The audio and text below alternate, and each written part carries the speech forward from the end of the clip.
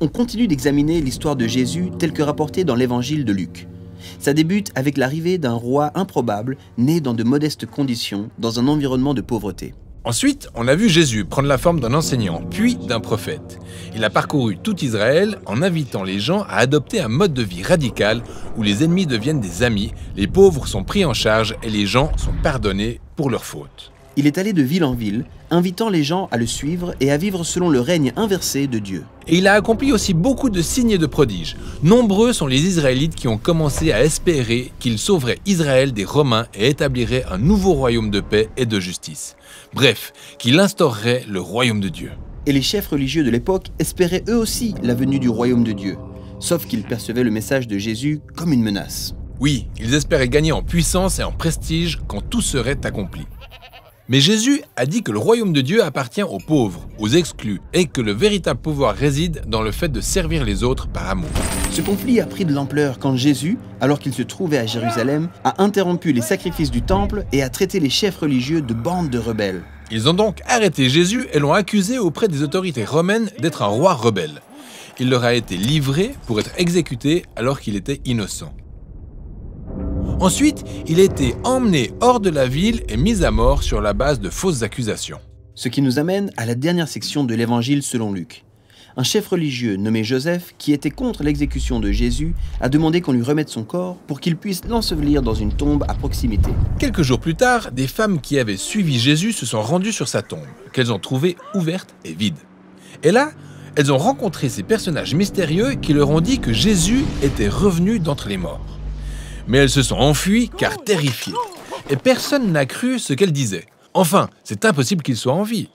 Tout le monde a été témoin de sa mort. On se retrouve ensuite, hors de la ville, avec 2 disciples de Jésus en train de quitter Jérusalem, à destination d'une autre ville appelée Emmaüs. Ils étaient tristes et confus suite à tout ce qui s'était passé. C'est alors que Jésus apparaît, marchant à côté d'eux. Mais les disciples ne se rendent pas compte que c'est lui. Ouais, c'est bizarre. Pourquoi ne pouvaient-ils pas le reconnaître ? En effet, cette partie est aussi étrange qu'elle est lourde de sens pour Luc. Leurs yeux n'arrivent pas à distinguer Jésus pour une raison qu'on ignore. Alors Jésus leur demande « De quoi parlez-vous, les gars ?» Et ils commencent à lui parler de Jésus, un puissant prophète qui devait sauver Israël conformément à leur espoir. Mais au lieu de ça, il a été exécuté. Certaines femmes racontent qu'il est en vie, ce qui est totalement absurde. C'en est trop pour nous, alors on rentre à la maison. Donc Jésus leur explique qu'en fait, les récents événements sont l'accomplissement que les Écritures juives avaient toujours mentionné. Israël avait besoin d'un roi qui souffrirait et mourrait comme un rebelle à la place des véritables rebelles, mais qu'il serait justifié par sa résurrection et pourrait ainsi transmettre la véritable vie à ceux qui accepteraient de la recevoir. Malgré tout, ils ne comprennent toujours pas et restent toujours aussi confus. Ils finissent par se retrouver ensuite autour d'un repas avec Jésus.